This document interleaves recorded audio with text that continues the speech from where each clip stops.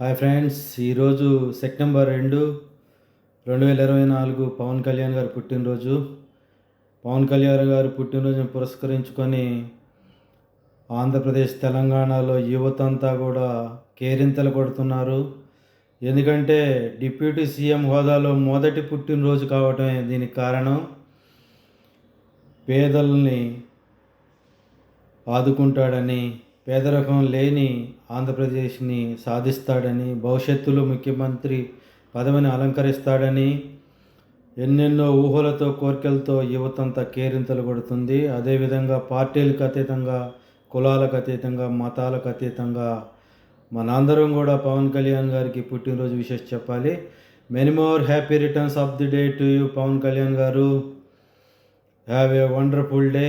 భవిష్యత్తులో ఎన్నో ఉన్నత శిఖరాలను అధిరోహించాలని కోరుకుంటూ జై హింద్.